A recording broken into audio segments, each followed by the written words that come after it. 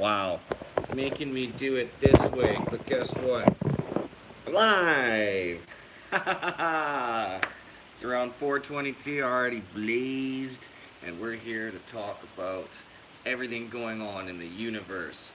So I want to let you know that the Weed Guy and many other cannabis activists who are making entertainment and videos for you on YouTube have had their channels shut down.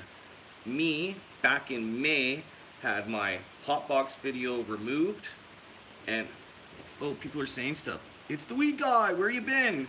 I'm explaining it right now, buddy. So basically, I had my world record hotbox video, had over 2.5 million hits. It had 156 news publications in one day. It was on Letterman talked about it, The Tonight Show, Vice, everywhere. It was in every publication you can think of, especially in North America, all the news, magazines, everything. It was super, super global. So this video was over 45 minutes long, and it was a hotbox of the Mega Ill restaurant that I started with Rocky. It was cannabis-infused pizza, and I say was because what ended up happening is the city of Vancouver allows dispensaries to be open with a bunch of stipulations about where they're located, like if it's near a dojo or a community center or a school, they won't allow you to be open, amongst many, many other rules. But on top of that, they entirely banned edible cannabis. You know what? My air conditioner's not on. 1 second.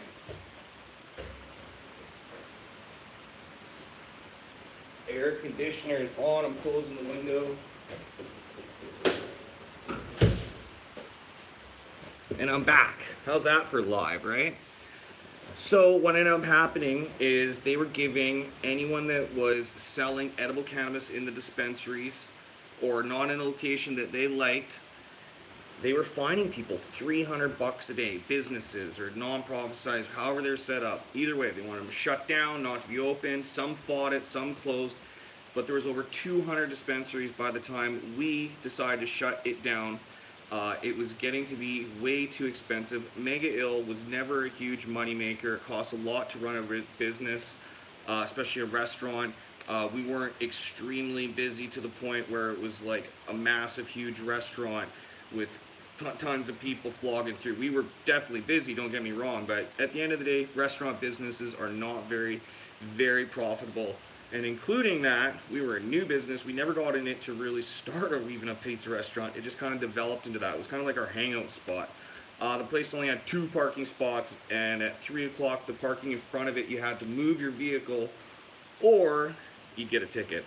You get what I mean. Anyways, long story short, after I had the hotbox video removed, I'd already had my previous account closed over 10 years ago, or so, I think it was about 6 or 7 years ago, and I started this channel in response. But I lost some videos because we weren't backing up videos. I was just making them on the fly. I'd had a federal license after my bone marrow transplant, and I wanted to expose all the discrimination that was happening to people like me, a federal medical marijuana patient. So now that Custom Grow 420, Urban Grower, and countless other, Marijuana Man, I can't even name them all, in one purge, they started to remove everyone that was making cannabis videos on YouTube. Boo. But since back in May, I've had tons of stuff happen to me over the last couple of years, including I had chronic pain in my feet, which was being diagnosed as neuropathy because I'd already had neuropathy. But really what was happening was the pain in my feet was causing me to walk on my big toes to the point they were bleeding underneath. As you can see, that's blood underneath the pad of each one of my toes. Now, I was going to my doctor asking for painkillers. I tried gabapentin and lots of other neuro blockers. Would you believe my doctor never looked at my feet? It was only until I came to China and seen that the insoles of every one of my shoes, where my big toe is, were missing large chunks of it from all the pressure being put on my toes. So that combined with my dad having a bad accident, he had a flower planter in the garden go into his eye socket, taking out both eyes in the back. He's blind for life. My dog Jenny was hit by a car, and that's the rest of the sad story, amongst other things. So when I got my YouTube account attacked, I was really deterred. I decided, you know what, I'm gonna hang up my gloves, and I went back to China, where my wife, who has a wonderful job here, and my son were. My son was about under a year old, and he ended up having, the day after I returned, respiratory failure. We thought he choked on something, and I was sleeping. I was really jet lagged. Grandma knocked on my door. I went outside. My son was napping in Grandma's room, and he was making a wheezing noise. So I went to my son, tried to pick him up, and his head went limp, and he wasn't waking up. I thought he had low sugars or something. So instead of waiting for the ambulance, I went directly downstairs to my building, and I hopped in a cab, and I forced him to go on the transit lane, which is kind of like a train lane in the middle of a road. Forced him to go up that. It's supposed to be only for buses, and they have like little stops in the middle. Anyways, made it to the hospital. They resuscitated him. He was in intensive care for 2 days. He stopped breathing and died in my arms on the way to the hospital. It was the most traumatic thing I've been through. To have my son, as everyone knows, because I made those having a baby videos, I had to do in vitro with my wife 4 times. It was incredibly expensive and strapped me financially, and my wife especially. She paid for the majority of it. She's got a wicked job in China with a chain company with over 3,000 stores. So I'm lucky enough to have her financial support, because on top of all of this, the last 3 years, I've been fighting the federal government, who was telling me that I was being taxed from 2008 onwards. I had over $60,000 in taxes applied to me. Now, because I'm permanently disabled, I was able to reduce it at the time, it was a year or two ago, to $37,000, but they denied my appeals. I'd won money at the casino, I'd had a settlement from in a car accident, so I figured maybe that was the money that they were taxing me for, but it's tax-free. So I put that into my appeals, denied. I was so angry, I asked to speak with anyone from Revenue Canada that was a boss. I got a phone call. They told me I was being taxed for the Vancouver Police Department calling Revenue Canada saying I opened up iMedicaid, or it's actually called the kush.ca Dispensary Society, as any members would know. We operated as iMedicaid was the name, and it went and taxed me based on that one phone call that the VPD had made saying I opened it. iMedicaid was actually opened in 2010, October, after fireworks being sold in the same store that we were selling out of. My partner then had sold fireworks, and then I distinctly remember we opened up as iMedicaid. We were all volunteers at the start. We weren't pulling in money. We didn't have a billion customers at first. By January of 2011, we'd had 50 patients, and we were starting to bring in some money to be able to pay people that were working there. So technically, in 2011 is when we really started making any money and should have had paid any employee taxes. Marijuana is a medicine and should not be taxed at all. So, people are asking what I do for a living. I was sponsored to make videos and travel around the world. That was the main way I made money. When I worked for iMedicaid, I brought in a salary after taxes of $5,000. That's when the dispensary was making the most amount of money, and that was after taxes, $5,000. That's all I made. So I've obviously done other things to make money. I'm a straight hustler. I've always never had anything handed to me. So yes, I did sell pot, I did sell bongs online for a time being, but most of my endeavors, I spent my money to grow bigger and start other things like Mega Ill. That pizza place cost money. For all the traveling and travel videos, most of that was funded myself. I have had sponsors in the past. I've also spent a ton of money on Kush Cup, hiring celebrities, and also having great entertainment, the boat cruise, all that stuff cost money. I never made money from Kush Cup. I had tons of people sponsor and make it as big as it was. But mostly I enjoy life to the fullest. After I had a bone marrow transplant, I thought I was going to die. I had 30 to 60 days. I had stage 4 cancer. So just talk about your sobriety.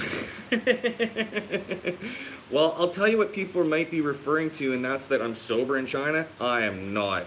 I am totally baked out of my tree.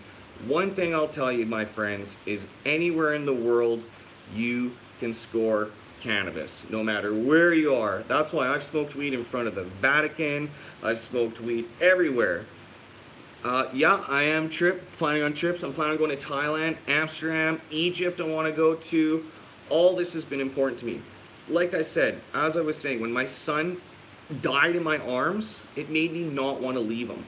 And on top of the targeting that I'd gone through, because many things happened to me, I don't want to be a big sad story. Life happens, crap happens. I definitely went through my issues. I had definite issues with painkillers.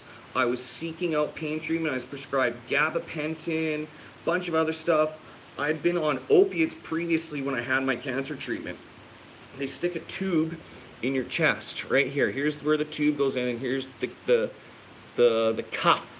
So they stick it through there. This is when you're awake, and then they put it through your chest.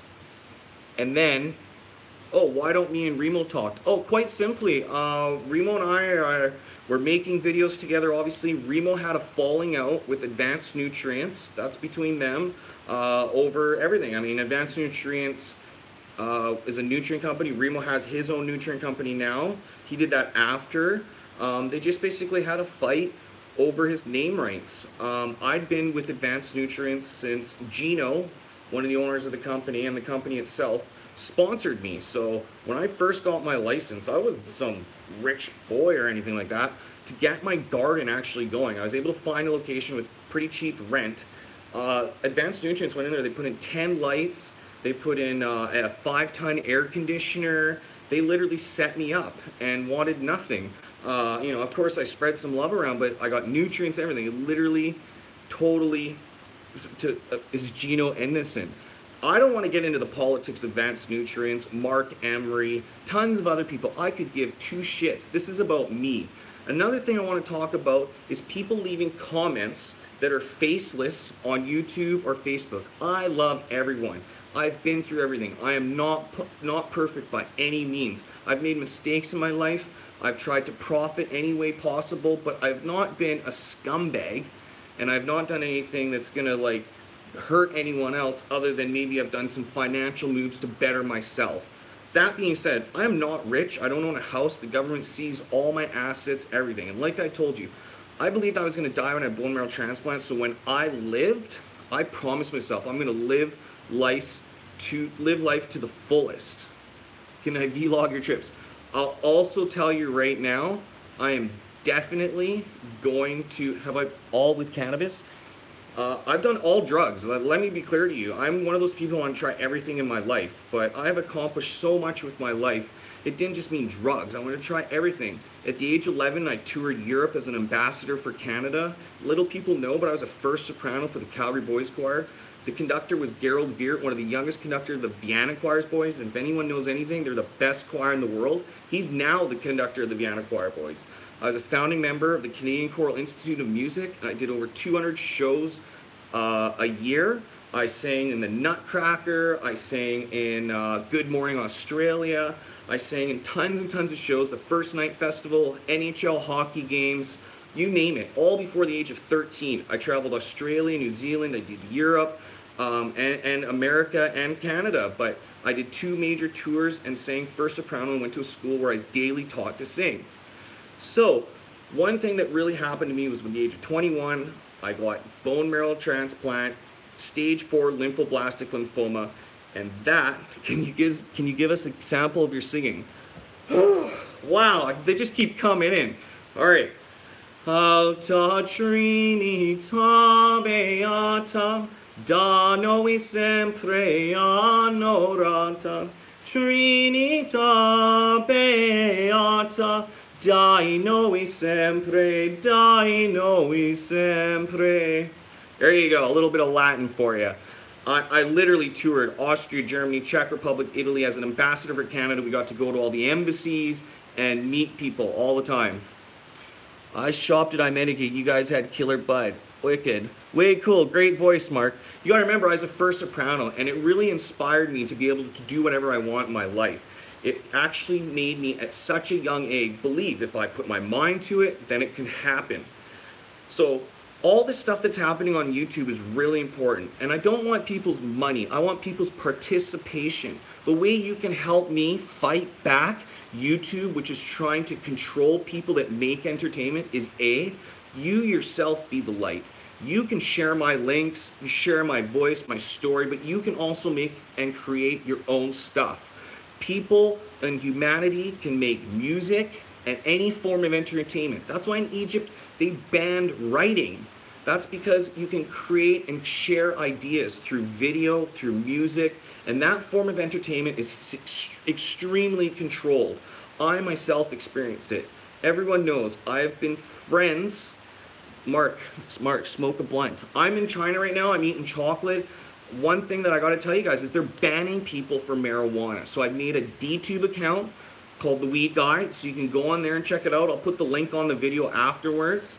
And I'm going to be posting all my videos that were on YouTube. I still have them there. I put them on private because what they're doing is they're targeting videos, anything with marijuana. It doesn't even matter. They just go and flag it as being against their community guidelines or inappropriate content.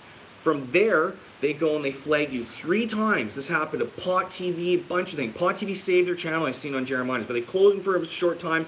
Probably realized that they're a huge following of people with the 2 million followers or more on Facebook, and they really can make a public outcry. So that's what we have to do. You as a marijuana user and a fan of me, if you like my videos, you want me to make more, I feel like I'm by myself sometimes.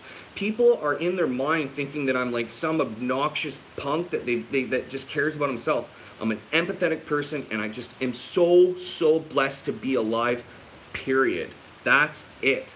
I didn't make money. They don't let you make money on YouTube if you're making marijuana content. You can't put AdWords or anything in there because they will block it.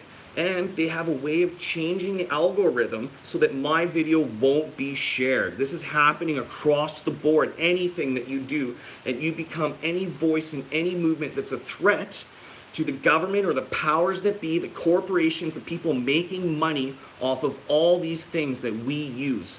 We have a paperless society run on gold. So they print $1 because they say you have a gram of or $1's worth of gold, but no one ever sees the gold. Has it ever occurred to you, why are we such a huge mining society? We are based upon miners working. If you smoke pot and you relax, and more importantly, if you're taught, like by me, my motto, to enjoy life in the now, that starts to put away things that they want you to do to make them money. That means to keep the economy going. So whoever's in power, whoever's in control, this is clearly their motive. So anyone that is a threat to them, like me with my voice or my videos, say have the blueberry video, it's a prime example. I got pulled over on New Year's Eve with my daughter, and she and I experienced discrimination by guess who? The head of the Burnaby RCMP. They took me and took my marijuana away. They handcuffed me at the side of the road. I filmed all of this. Christmas Eve, just before midnight, I quickly run out to 7-Eleven to get some freaking batteries for the blow-up mattress because my daughter was staying over at my house for Christmas. So I went, pulled out a 7-Eleven, boom, get pulled over. And they go and arrest me and say that I didn't have the proper papers because I grabbed last year's papers. They're in a stack. The other papers are with it. But he should have verified, called Health Canada, hello, does he have a license? Yes, they have a direct line. Because it was Christmas Eve, they couldn't get through. He calls me at midnight and says, hey, can you come down to the Burnaby RCMP station? So I go down there, he gives me my weed back. But before I go in, I take my camera, I shove it in my bag, my little pursy, man purse, and I go over into the station, and he begins to apologize. Oh, I'm sorry, they didn't get back to me in time, blah, blah, blah, blah. Did you know they have blueberry marijuana? Huh? I was like, what? Yeah, man, it tastes good. The head of the Burnaby RCMP agreeing, marijuana tastes good. That's huge. The video had thousands and thousands of hits. Guess what? I saved it. I have it. It's going to be on DTube, on the Theweedguy channel. I'll post the links.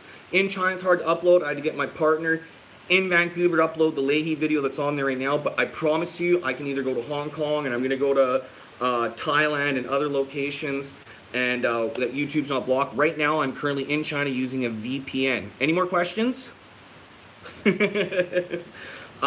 I mainly stayed with my son. I was deterred of making videos. The level of targetization is crazy. I had a false 911 call on my... Are you sharing the link? If you miss me, share your link. That's what I really wanted to point out. I'm willing to make videos for you people. I don't want you to hand me money. I want to entertain you. I want to be the voice for you. I'm an honest person. I have great ideas. I've been through so much in life that all I want to do is inspire you, that you can do anything you put your mind to.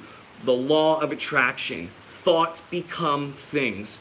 If you're a negative person, negativity will come back to you. If you're positive and you surround yourself with positive people, yeah, then you're gonna succeed in life. And I know it because I did it. I've been on stage with Snoop Dogg, Cypress Hill, Cheech and Chong, the Trailer Park Boys. These are dreams of mine. I've traveled the world. I've been to Maldives, Australia, Thailand. I've smoked weed with everyone. I'm friends with heart surgeons, lawyers, and great activists. I was the co-executive producer of the Union movie and the Culture High. I helped Adam Scorgi and those boys make a wonderful documentary, which is huge. They show that in Parliament. I've accomplished everything I needed to do. All before the age of 13, I sang with one of the three tenors, Jose Carreras, at the Saddle Dome in Calgary.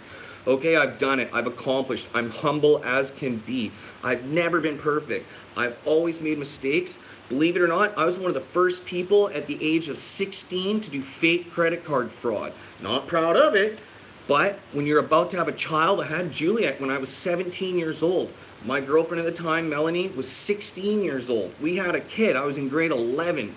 And I had gone to jail for taking a cop's credit card. I didn't have money. I was broke. I'm not like I come from a rich family at all. No, not at all. I've had to fight and do whatever I can for myself, even if it wasn't right. And guess what? I'm honest about that. If you meet me as a person, I have no problem telling you about my past opiate use. Remember the video where I'm giving out marijuana? Well, guess what? When you have a bone marrow transplant, they put a tube in your chest and they give you morphine and you have to press a button to get it. So when I come out of my psychosis, they give you full body radiation to give you a stem cell transplant, my entire body. So after that, I came out and they're like, oh, here's your bubble packet medication, 200 milligrams of morphine per day, twice. That would kill a cow. When I first started my chemotherapy, because you go through 4 or 5 months of actual chemotherapy, I had 9 spinos where they inject methotrexate chemo into your spine. By that time, I was on 10 to 20 milligrams of morphine, just to give you, to show you how much my dose had increased in the month that I was having my transplant. So naturally to say, I was physically dependent on this. And I tried to get a federal license when I was going through cancer. The doctors wouldn't do it. They said pot would kill you. And back then you had to have a prescription prescribed by a specialist and a general practitioner. So I overcame huge obstacles. What I want to do for marijuana is make it free.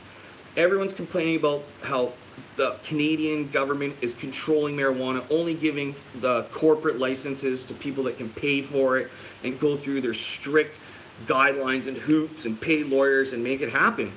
But in reality, I'm so excited. I think if you open the door just a tiny bit, people are going to kick that door right through. They can't control everything. They can't just let it a little bit be free. There's microbreweries. You can brew beer in your house, yet they have corporations, companies, and I see the model changing. And guess what? As voters, as echo as the baby boomers, we are done letting people control us that are older than us in their 60s and 70s with their old ideals. And the way it's going to change is by you participating. How are you going to participate? By sharing this link, by sharing my message, making your own message, and coming on this journey with me. My idea is, you know I'm friends with everyone. Raekwon, Wu-Tang Clan, Waka Flocka, B.O.B., tons of amazing, amazing artists.